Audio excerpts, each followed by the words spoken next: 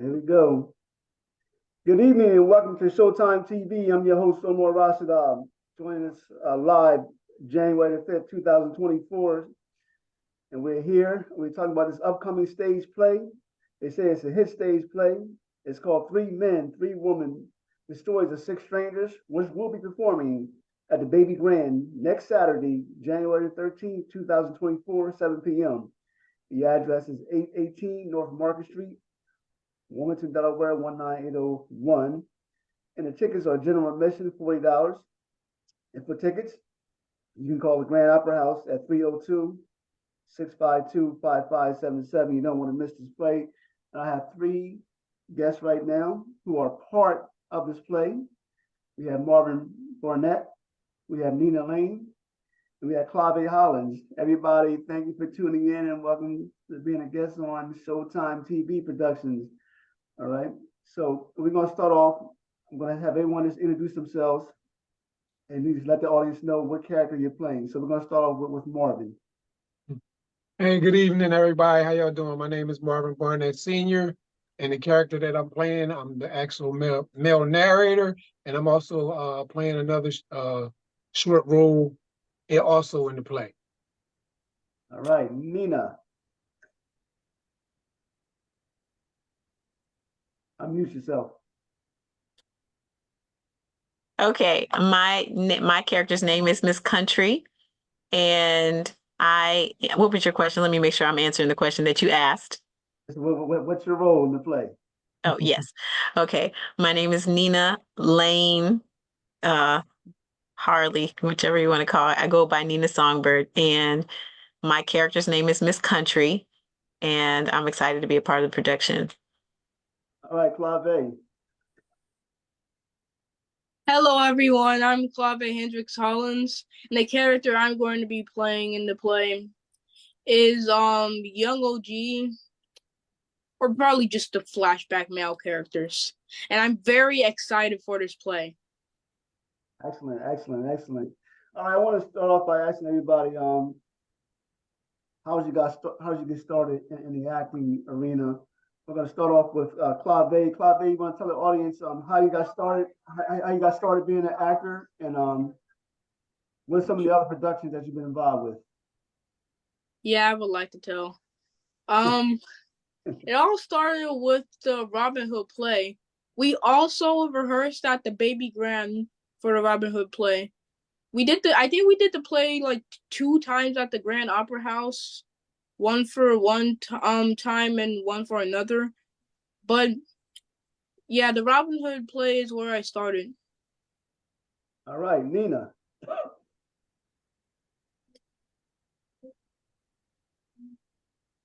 Yeah, I had to get back to my mute button again. I've been performing, gosh, since I was maybe I guess or I think I've been performing all my life in some form or fashion, whether it be singing, theater productions, or some form of dance or creative movement. So I've been performing all my life. And I am a theater arts major. I had a theater arts major when in school, and I am a Bachelor of Fine Arts bachelor graduate. So my degree is in theater arts. So it is my core and my beginning. And I only discovered that I really could, sing professionally during the process of being in college. I actually came out of college and started singing and haven't stopped. I've done less theater since I've been out of college. I still do theater, and I still have been part of some theatrical productions, but my background is my core background is theater and performing arts, expressive performing arts. So yeah. So where'd you graduate? Where'd you get your degree from? I graduated from Howard University. All right. And HU, you know, and am excited to be a part of this production for so many reasons, which I won't go into right now, but excited to be a part of it. And initially, I just wanted to do something in support of the production. So when the opportunity became available to be a part of the production, to be actually on stage in the production, I was like, okay, yeah. I'm excited about that. I like that. So I'm thrilled to be a part of the production happy to be working with the other performers. Let's stay with Howard University for a second. Mm-hmm. If I stand corrected, I think Howard has some well-known performers that graduated from there. I think maybe possibly Taraji P. Henson, Mm-hmm. and then Al Freeman, the gentleman who played in the soap opera and who played Elijah Muhammad Malcolm X. Did he teach there? He did. Yes, he did. He was actually the director of our department for some years. He was a tenured professor for some years there. And yes, half of Black Hollywood came out of Howard. So I know Wendell, I know Anthony, I know Taraji, which are the major names you might know. I know Isaiah Washington, all those folks I know personally. So I would say that the Howard connection in theater and in movies is a major connection. So if you're looking to get a degree in theater, if you're looking to study theater arts, that is one of the finest institutions that you could place yourself in, and the network is phenomenal. So it is definitely the place for actors of color.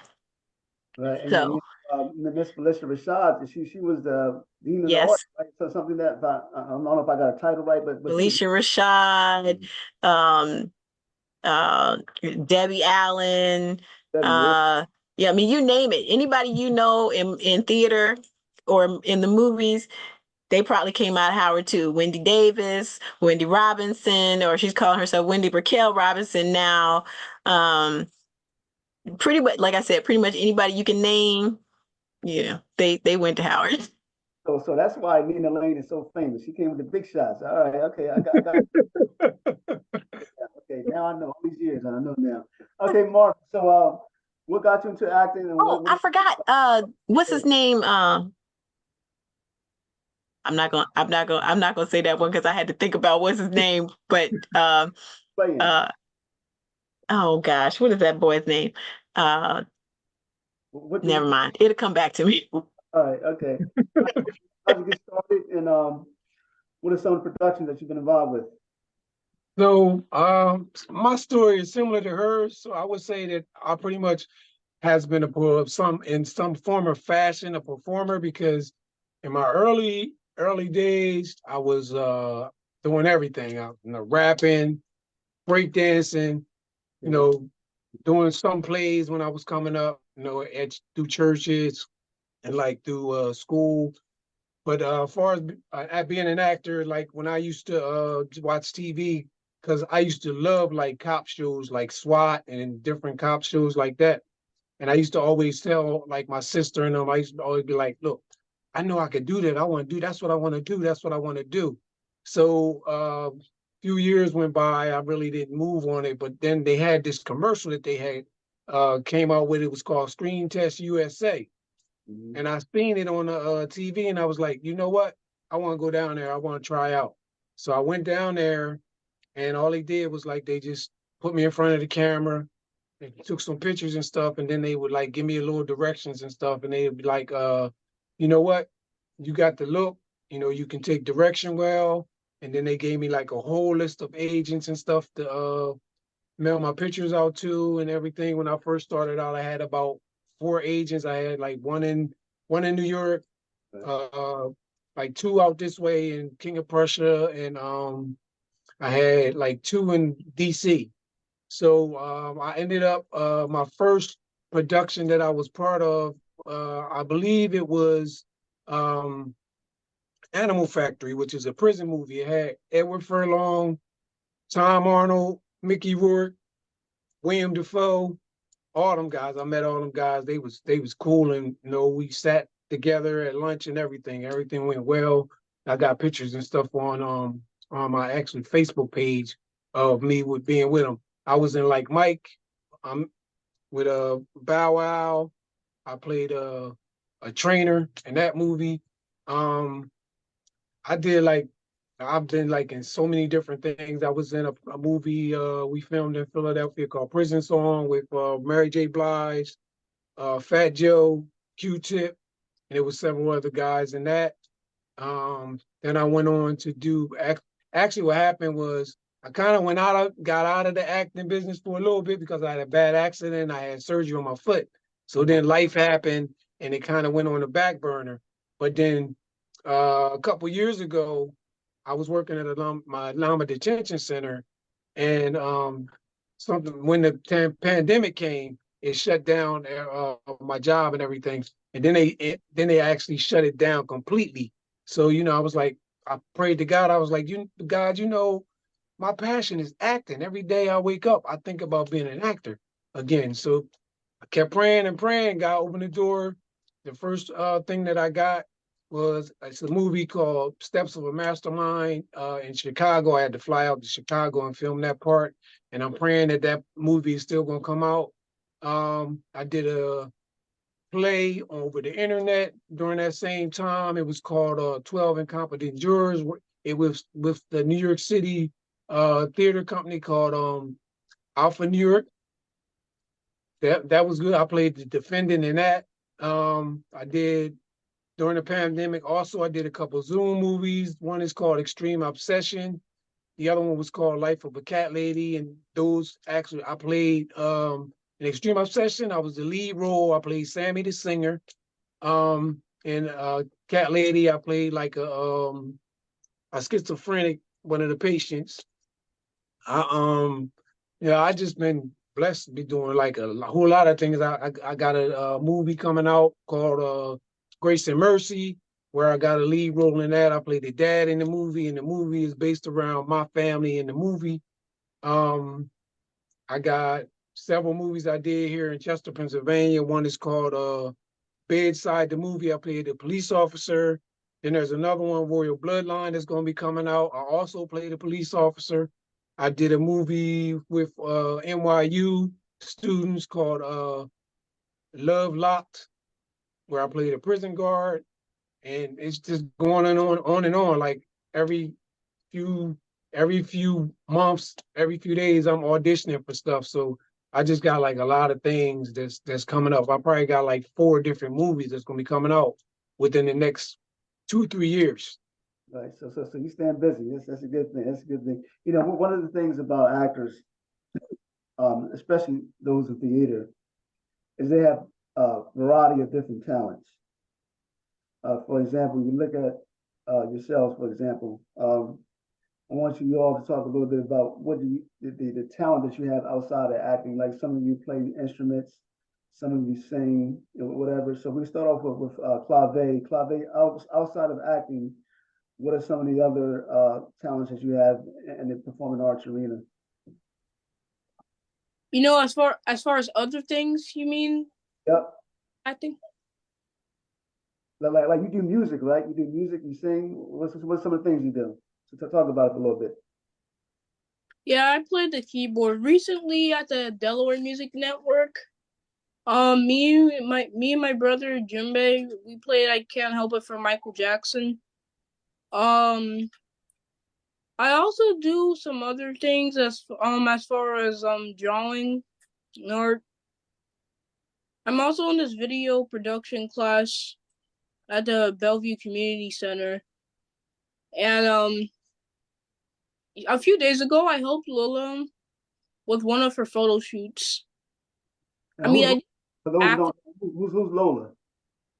Lila, Lila, who is she? my sister. Yeah, because everybody who's watching may not know who she is. I just wanted to Yeah, make that is true. sure. I mean, like, I didn't really have to do much. I just needed to ask permission to do certain things for the photo shoot. Right. And let's stick with you for a moment because since you mentioned your family, I mean you come from your whole family is very talented. So talk about a moment, like what is it that your father do? What is it that your mother do? You mentioned your one brother, but you have another brother and you have a sister. What do they all do? Um, my mom and dad, they're musicians. My mom had a persona. Her name is Ghetto Songbird, and she's been doing it for like 22 years. I think it was 22 years. And my dad, he's also a musician.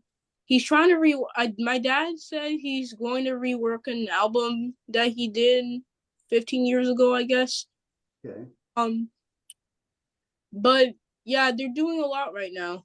And in a matter of fact, as far as the Los Angeles performance that my mom's band just did in October, we're still trying to make these things for the people who helped us, Right. but helped us go to California. It's these little H-Fam things. H-Fam's the band that me and my brothers are in. Okay. And You know, then my brother Jimbei, he's the one. My brother Jimbei, you know, the one who played the didgeridoo during yeah, the during rehearsal. Yep. yeah during rehearsal. Yeah. And then my Yep. yeah, he also plays drums. He's amazing at doing it. Oh, okay. Got a talented family. No, no. What about your baby brother? What does he do? Oh yeah, I was about to mention him. My baby brother, he's the one who's the lead singer of our band H-Fam. Okay. He's a great singer. Yeah, I really gotta say.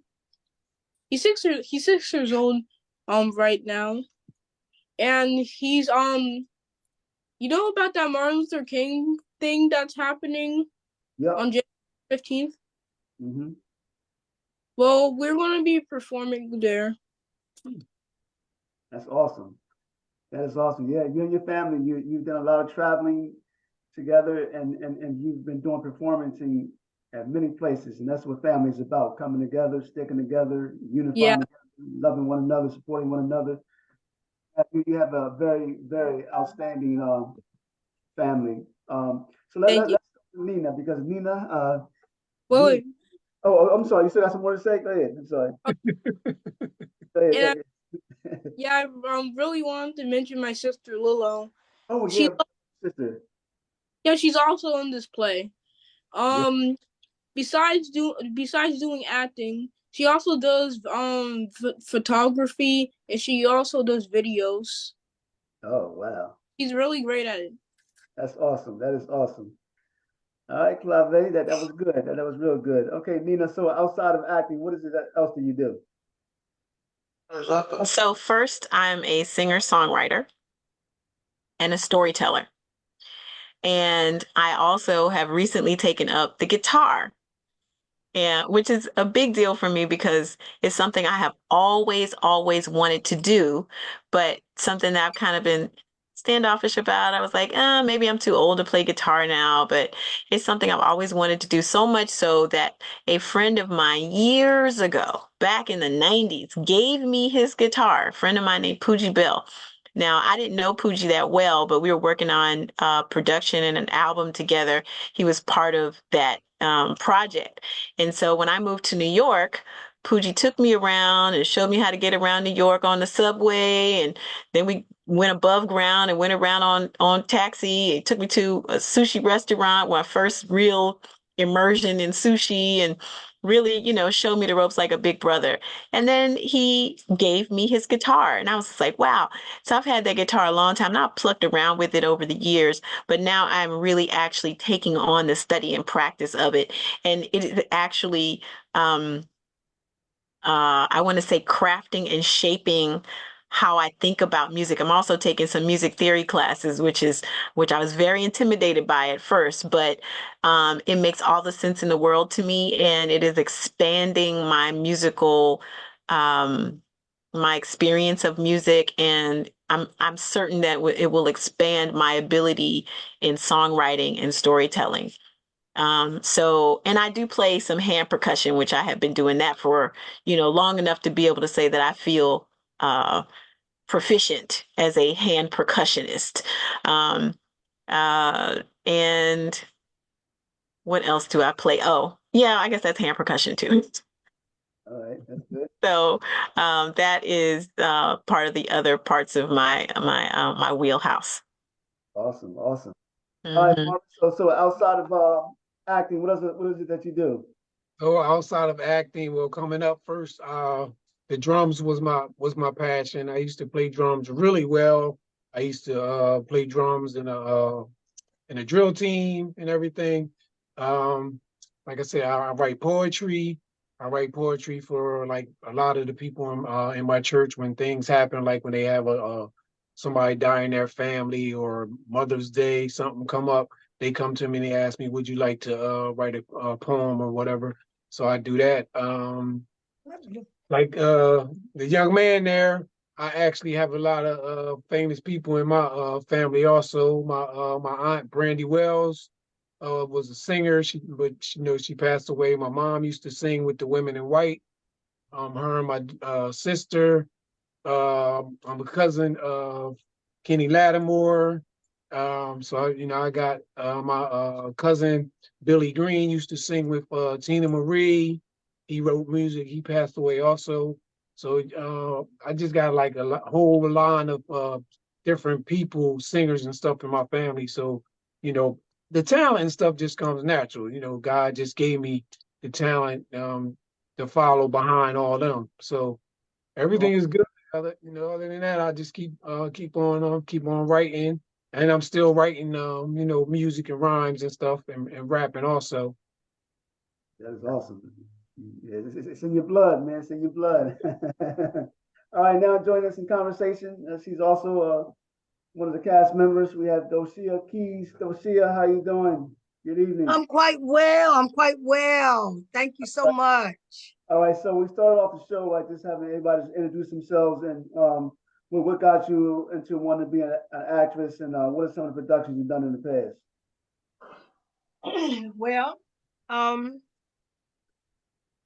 I think what got me into acting um, is the church, because growing up, nobody asked you, did you want to be a part of the Easter program? Would you like a part? And second grade, my Sunday school teacher was also my school teacher. So I remember not purposefully going to church and she bringing me the paper to school. So, we had to do public speaking growing up. So I just kind of I just began to like that. I, did little plays through school. Again, I was with the Popular Street Players out of Howard High School.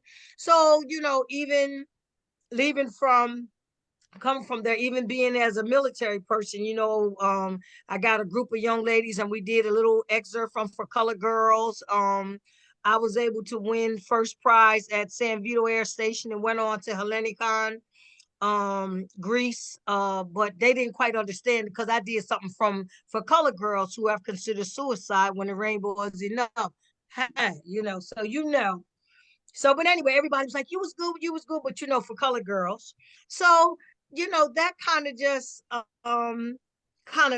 just I just started liking it. And then you had put out that it was some auditions, and I actually really said, I'm gonna see. So that, I kind of really got the bug then. And I could truly say, the cast members that I have been in association with, they have really, showed me that they great. So I'm just, just kind of living a dream. I am a retiree. But I don't know how I got to teaching little youngins, but I've been teaching school now for 6 years. Um, I told the children that at the end of 23 I was leaving them. They came back. They said, Miss Keys, I thought you said you was leaving. I said, I am. But I think just being around them allows the spirit to stay young. So I guess that's why I truly embrace being with them. Absolutely. Um, And what role do that's you play? me. The role that I play. Yeah. Well, the role I play is a teacher. I mean, she's actually, she's got her doctorates in education, and she's I'm just gonna say I see her as a very no nonsense individual. So, she kind of means what she says what she means. Absolutely. For those just tuning in, you're watching Showtime TV production. My special guests are the cast from the play Three Men, Three Women, The Stories of Six Strangers, which will be taking place next Saturday, January the 13th, 2024. It's going to be at the Baby Grand, 818 North Market Street, Wilmington, Delaware, 19801. For tickets, 302-652-5577. I want to ask everyone, in particular order that you want to go in, how do you prepare yourself for the roles, or the roles, if you will, that you involve in this play? For example, do you rehearse every day? Do you get in a certain mood? Do you take off your hat and say, "Hey, I'm not Omar today. I'm Doctor This, or I'm Miss Country. I'm a male narrator." How do you prepare for your roles? Anybody can go. It doesn't matter what order. Well, yeah, for me, it's usually a everyday thing as far as rehearsing and stuff. But I've been like running around and doing different things, with me, having illnesses and stuff within the last few weeks and stuff like that. But yeah, I sometimes just stand in the mirror sometimes and just rehearse the lines or whatever, or I'll just try to get into the character and think about different movies where they have like narrators, like sometimes Morgan Freeman or have like a movie where he's narrating, and some Samuel L. Jackson and some of those guys, and then I'll just think like, okay, this is how I need to portray it so I can get it out there and project for the people to hear me and everything like that. Awesome, awesome. And Morgan Freeman got that deep voice too. He's perfect. Yeah. All right, who's next? Well, I'll go. I do a lot of writing it out. I do a lot of people that know I'm in the play. I just break out in parts that I struggle with. And I especially this coming week, but I make it my business, even if I'm not studying, I'm looking it over and I'm looking it over. I'm not trying to even put it to memory. I'm just looking it over. I'm just looking it over. I'm just trying to look it over and look it over, because it takes that unity there. So because you waiting for that person to give you your last line so that you can do what you do, if that person kind of skipped that line, you somewhere saying, well, where they at? You know what I mean? So I just believe that I have tried in my last couple of times being in the play, trying to remember who comes before me, what's happening in that scene, and actually the line before me. Right. So I study and study and I study and I write it and I recite it over. I wake up at night sometime and I say, oh, that ain't even what that is. Turn on the light and say, oh, wow, I missed that word. I write it out just out of nowhere. I just start writing it out, especially a part that I know that I struggle with. Absolutely. And like you said, just going over it, going over it, going over it, going over it. Yeah. Repetition. All right, Clave, how do you study for your parts? I mean, how do you, yeah. I really do memorize the parts that I normally wasn't before, but for sometimes, like I go to the file that I have my Martin Luther King lines in. I do it like 3 times without I do it 3 times with looking at it, and then I do it 2 times without. Right. I try to memorize it. Like you got a good system going on. Right, Mm-hmm. that's good. All right, Nina. Well, for me, can you hear me?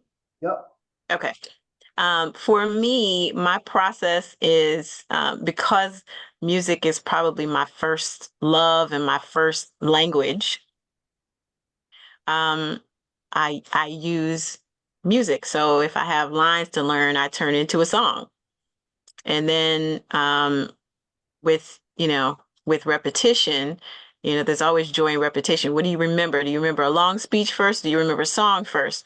You're going to remember the 300 words in the song very much quicker than you're going to remember the 300 words in a speech or a document, or even something that you might be learning for school. Like if you have a long list of things to learn, putting it into a song is the easiest way, or at least for me, to commit it to memory. So I use a lot of inflection. So, and I kind of say, I kind of talk in a sing-songy way anyway.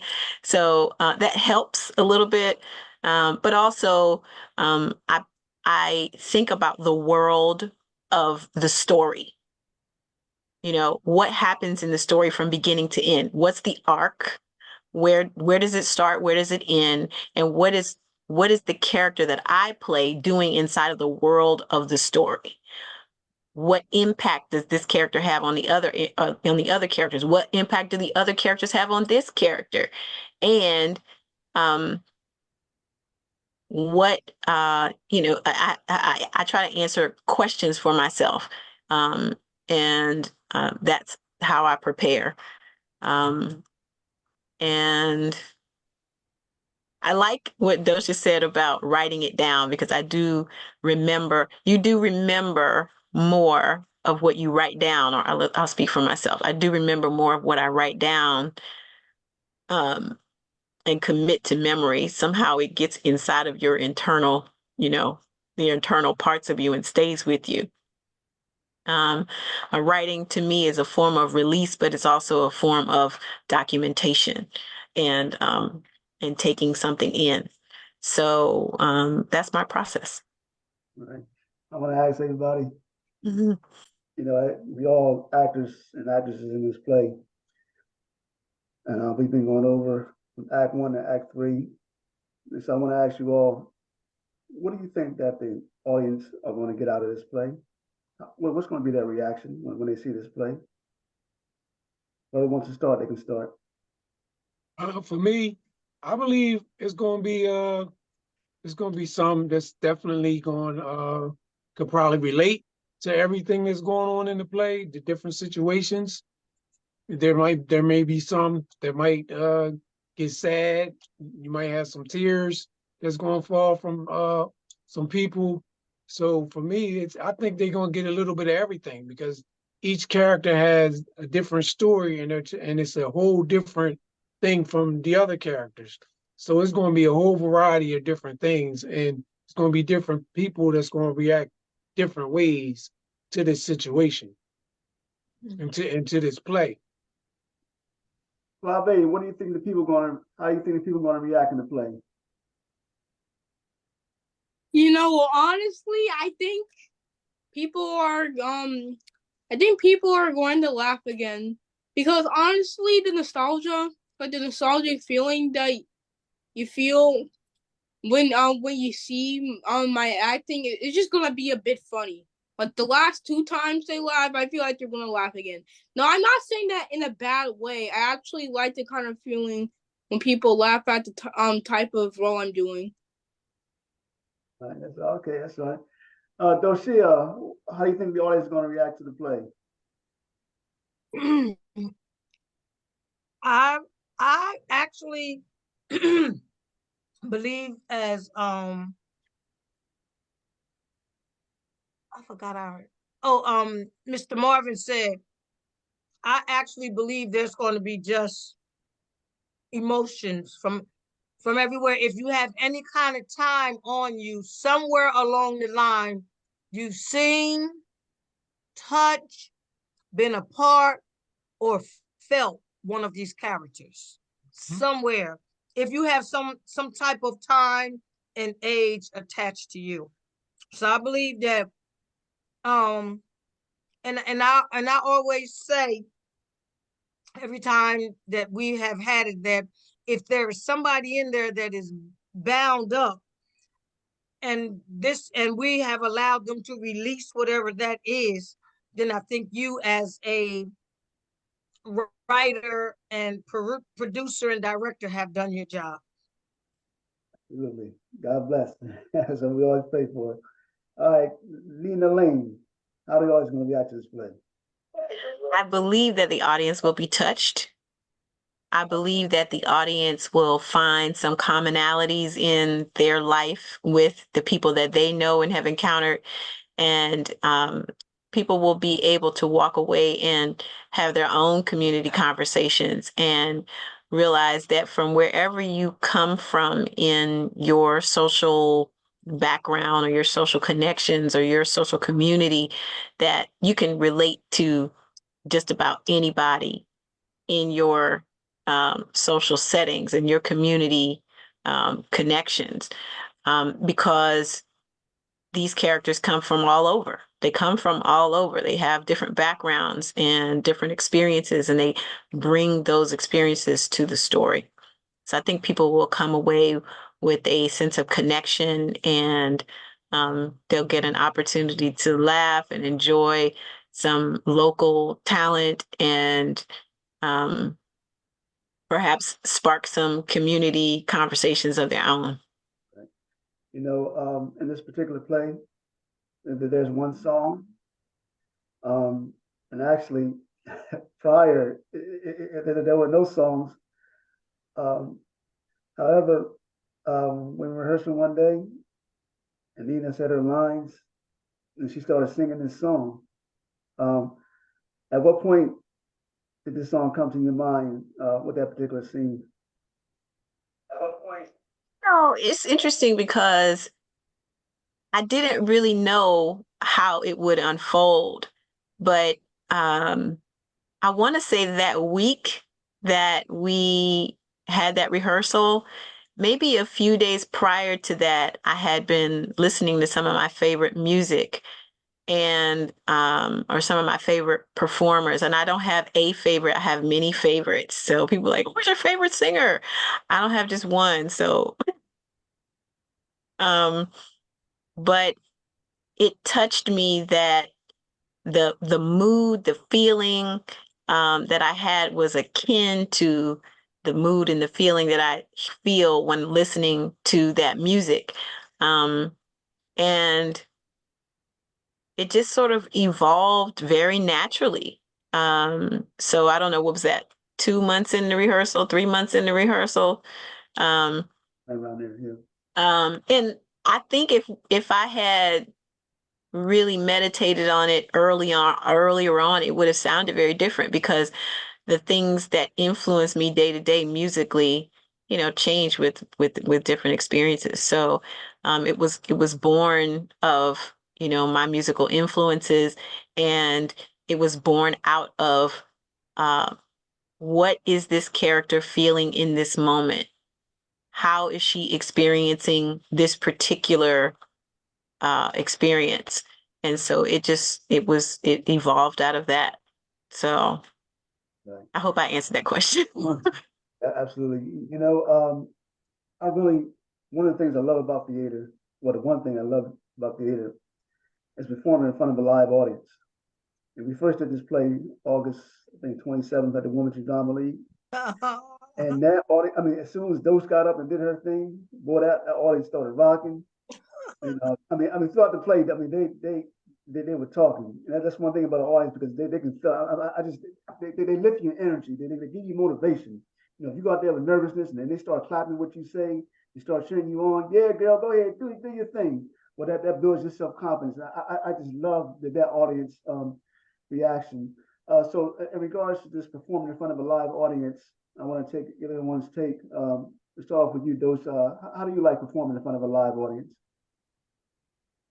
Can I say this? Because I'm among my acting thing, and what we say in our acting time now. I'm just saying, do you know I love the stage, but I'm petrified of it. So I always feel like I overstudy.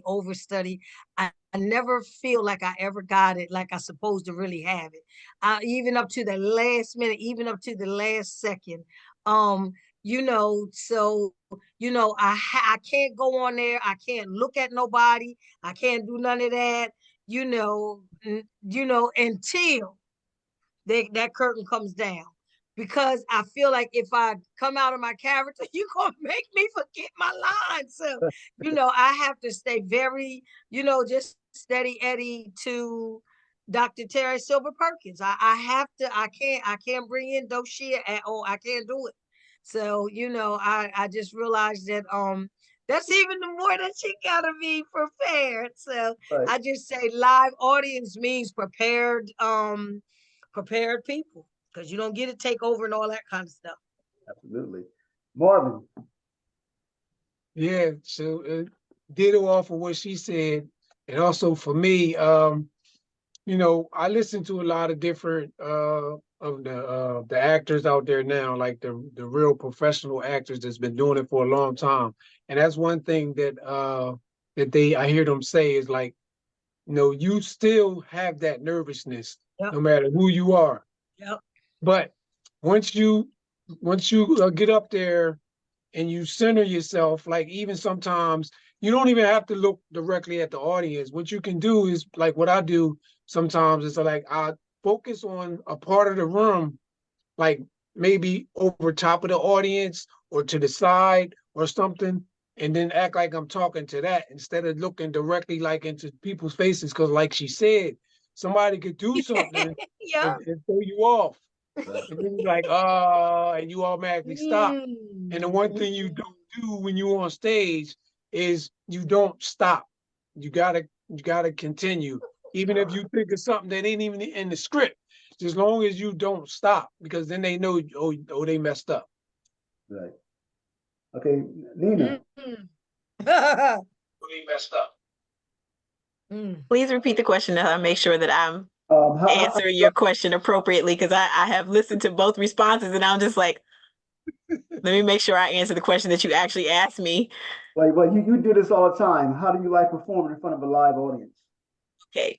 So I can just say that for me in performing in front of a live audience, because I've been doing it whether singing or performing on stage as an actress, it's all about storytelling. So as long as I stay inside of the story, the audience could be saying anything they want to say, but if I stay in the story, Mhm. then even if I get thrown, but stay inside of the story, then all is well. And if I know the story well enough to, interact and tell the story along with the other actors on stage, then I feel like the performance is a give and take between myself, the other actors, and the audience.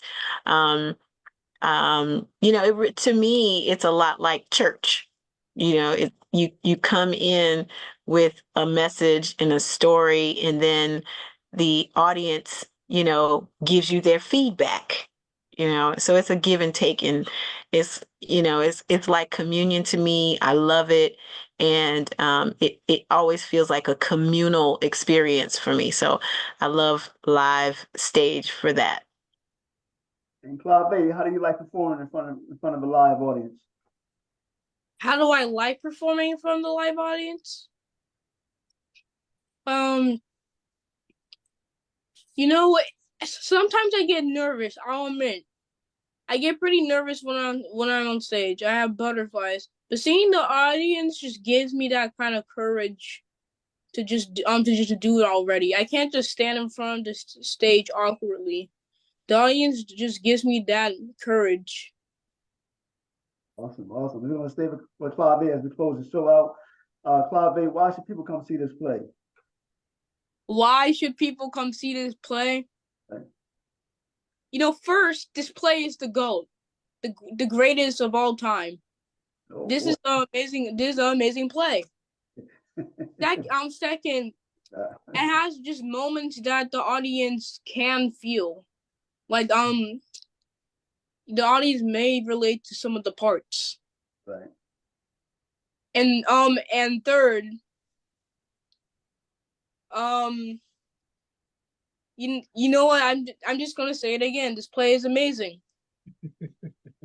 So go see Three Men, Three Women: The Stories of Six Strangers at the Baby Grand on January 13th.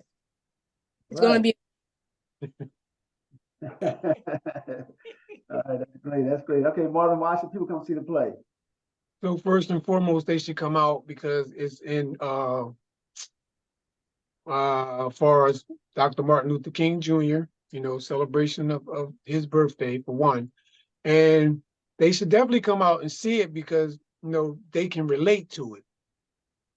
All the different characters, like we were saying previously, like somebody in the audience is going to relate to it. Like even, even my scene, like the dramatic scene, it's not really all that dramatic, but once they see the state that I'm in the play, and then find out what happens at the end, where I forgive, and they can also be touched, and people also learn about forgiving people, like how important it is to forgive, because when you don't forgive, you giving the other person all the power, because you're running around and you got all this animosity and resentment in you, where they out there just living their lives and stuff. So it's very important to forgive others, and you also have to forgive yourself. So both of y'all will be free. So they need to come out, they're gonna laugh, they're gonna cry. Like she said, they're gonna start talking. Other people, whatever they relate to, they may start talking and be like, oh yeah, you know what, yeah, I've been through that, or I've been through that, I got an uncle or somebody that's been in prison that, that wasn't didn't even do it.